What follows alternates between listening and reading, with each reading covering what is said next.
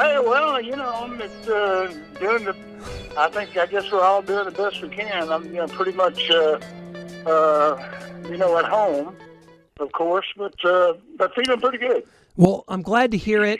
BJ, I know you like to do a lot of concert dates throughout the year. You're always on the road. You're still traveling so much. What have the last 6 months or so, what's it been like for you? Because I know summer's a busy time. Has it been difficult for an artist like you that's always out there? Yeah, Clint, it has been kind of difficult. I think everybody's it's kind of an up and down thing. I mean, there's a lot of stress to it. Really, of course, I stress about my band and whatever. And I had a session in Muscle Shoals that we had to reschedule. And of course, everybody's waiting on the vaccine and doing the best we can. But I've been with Gloria. Gloria and I have been together probably the most consecutive days of my entire marriage, and we've enjoyed a lot of it. But it is. I think everybody will agree that it's stressful. It is definitely that, and for the media side too, because I'm used to BJ being on the road and covering concerts all throughout the summertime, and here we are just kind of waiting. But you've got shows starting back up in February. I don't know if you've talked to your management. Are you feeling pretty good about those? Like they're probably going to happen starting in February 12th? No, Clint. Really, honestly, I don't think it's going to happen in February. But it's a lot of good stuff happened between now and the end of the year. It's possible that they could. So, I have no idea. This thing has been so hard to predict. I really don't know when we'll get back to it, but we're going to go as soon as we can. Well, that's wonderful. You're just such a positive person, and your music has influenced people so positively. And you've spoken about that before, about how you like to be a positive influence, and your music affects people in such positive ways. Do you feel like that's why that you've endured all these years, and from 5 Grammys and 70 million albums sold? I mean, the fact that you're such a positive person and your music exudes that's got to be a big key for you. Well, yeah, I mean, I try to. I'm always pretty good about keeping my head up and everything, but I do have my moments, and I think this the music business is the greatest thing to be involved with of all. But it does have its stressful moments. So every now and then I have to deal with myself. But I think we all realize that this is the way it is. It hasn't been anything like this, for 100 years. But we have gotten through this kind of thing before. Maybe even a worse thing back in 1912, the Spanish flu. So I think we all realize if we can stay positive and just keep our heads up, that we can get through it. And of course, I feel I have a real, I hesitate to call it sadness, but I have a real, feeling and empathy for the people who have lost members of their family, and excuse me, and I feel for those people, and but it's it is what it is, and we've got to just deal with it and do the best we can. Absolutely. That's so well said. And I tell you, for an artist like you that's been around as long as you have, you celebrate a lot of anniversaries, but 50 years since, well, I mean, that wasn't supposed to be an underhanded jab or anything. It's just, you rack up a lot of accomplishments, right? And so 50 years since Raindrops Keep Falling on My Head was released, you celebrated the 50-year anniversary of that. What does that song mean to you? You won a Grammy for it, Best Male Pop Vocal Performance. What, all these years later, what does that song still mean to you, BJ? Well, I guess every musician, desires to have a moment like I've had, and an experience like I've had with Raindrops Keep Falling. So it's one of those once in a lifetime things for me. I mean, it's not the biggest record that ever was, but it made a statement, and the statement is still, pretty viable today. As long as we're free, it's okay if the rain gets on our head every now and then. But it was such a great experience for Mr. Bacharach and Hal David, and Butch Cassidy and the Sundance Kid was such a good movie, and I just have all the positive feelings about it that you could imagine. Everything that happened with Raindrops went perfectly well, even though I had laryngitis when I did the bicycle scene version. But it worked out so well. Of course, I have beautiful memories of it, and I still experience, because I still get to sing it when I do my shows now, and so I'm ready to get back out there and sing it again. Yeah. Well, that's what it's all about. And I've seen you perform with one of my other favorite artists, someone that's been on this show, Peter Noon, and we've had Tommy James. Oh, yeah. We've had Tommy James on this show, BJ, and I'm such a fan of that era. What does it say kind of about that time in music that it endures to the point of people like you and Tommy James and Peter Noon and the Herman's Hermits and the Beach Boys still able to go out there and people just want to hear this music? What does that kind of say about what you guys did back then? Well, I think that was such a great decades of the 50s, 60s, 70s was such a great period of time for American music, maybe the best music of all time.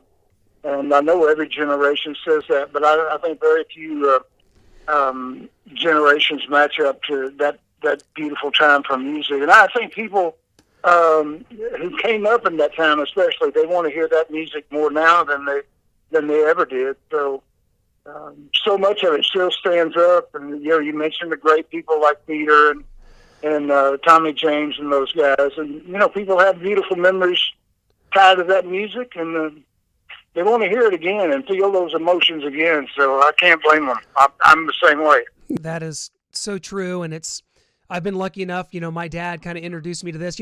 On this podcast, BJ, we have a lot of rockers on this show, bands like Twisted Sister and Rat and Poison, and but because of the influence that my dad and that music has had on me, I've really gone back and I've had Tommy James and Peter Noon and now yourself on the show, and it just means the world, because that music is the foundation for everything that we heard after, and that's really the case. That's why you're right that I think it's the golden era of music. Yeah, I think you're right. I think one thing about music, though, there's always something new, and our music is a little different now, but it's still making some great statements, and there's some beautiful singers and entertainers and writers out there even today. And the one thing that's consistent about the music is that it changes on a consistent basis. But I think our music was kind of a high watermark, as you can see that reflected in the way the current artists reprise the music that we made in those days. So we could be proud of that music, your dad, and I'm certainly glad that I feel good about my involvement in those decades of music, and I think the music still expresses the great emotion that people love to feel. Even people nowadays who maybe haven't heard as much of the music as we hope they hear, but it still makes you feel good. It's still meaningful. It makes you feel it is. That's what's so wonderful about it. And I want to go back to 1975 because I know, BJ, that you're a Christian guy, and I know that your faith is very important to you. Just kind of talk about what that meant to you whenever, because I know you had some ups and downs in your life at that point. Just kind of take us back to that and how that was kind of a turning point for you, finding the Lord and becoming a Christian. Well, I am not. I'm not a religious person, but I did find a spiritual value and realize that there was more to life than just hit records or what have you. And so I had a spiritual awakening along with Gloria in time. I'm glad I had it in time. And my faith is based on Jesus and the example that he set with his life.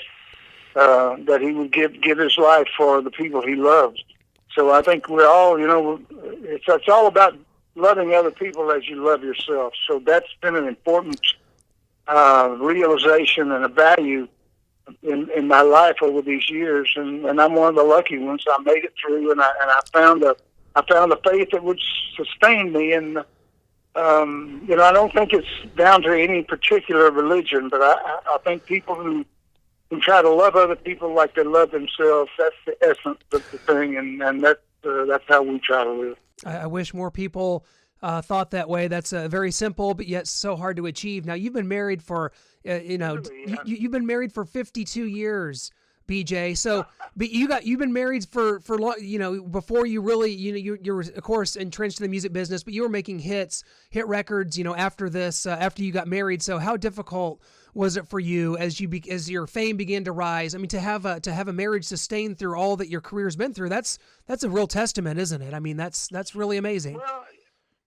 yeah, I guess it is after all these years. I mean, you don't realize how, the things things come up, and there's been a lot of drama in our lives, and you just face them as they come. But we fell in love, and we still are in love, and we never gave up on each other. Especially Julia, and my involvement, being on the road all the time, and of course she traveled with me most of the time, was made it tougher on the marriage. And but we still love each other just like we did when we first met. So that's been the key to it, and we made some vows to each other that we believed in, and we're not going to go back on. That's wonderful. BJ, I'm such a fan.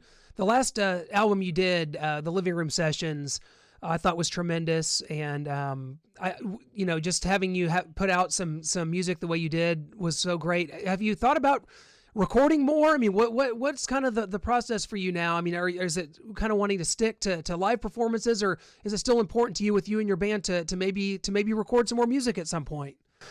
Well, I understand what you're saying, and I'm definitely not as active as I have been in past years. But I had a session scheduled for Muscle Shoals, Alabama in July, this past July, that we had to reschedule.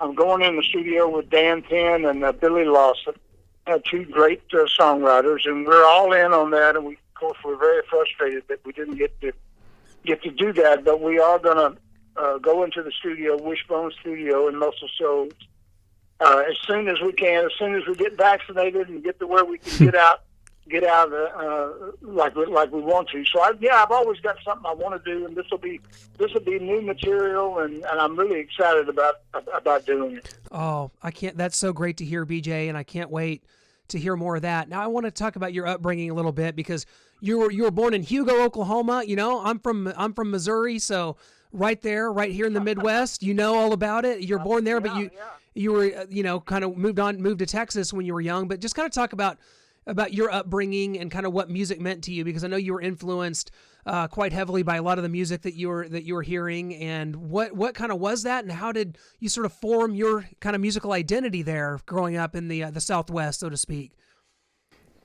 Well, they tell me that I always sang, even when I was relatively like an infant kind of. But I always loved music. My dad was big into music, and Hank. I fell in love with Hank Williams when I was about 8, 9 years old, and I loved his music. And of course, being from the South, I sang a lot in church. I love gospel music, and that's just kind of a part of what I love about music. I got into a band when I was 15, and it wasn't my band; it was our band with a group of guys, and we had that band, and that kind of was one of the best things that happened to me, because it taught me how to be a member of the band, hold my end up, and do what I was supposed to do. And I've been one of the things, I've been so lucky in my career that I was fortunate enough to work with some of the great songwriters of my generation, Bacharach and David, and Man and Wild, and Mark James, and so many people like that. So it's been a great trip for me, and I've always loved music.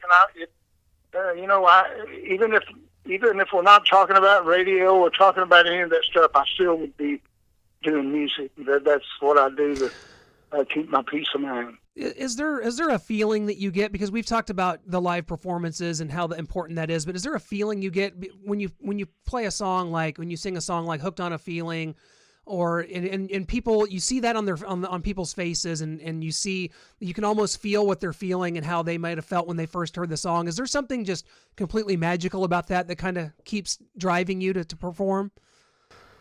Well, that you're exactly right. I mean, that's one of the things about the live performances, you have a lot of highlights. I mean, maybe, every show you do something just right, and the people feel it just so, and you have that highlight, even if it might be a small club, or it might be part of another show with a lot of other musicians. But there's so many opportunities in music to have that great result and that great satisfying feeling, and that's what I love about it.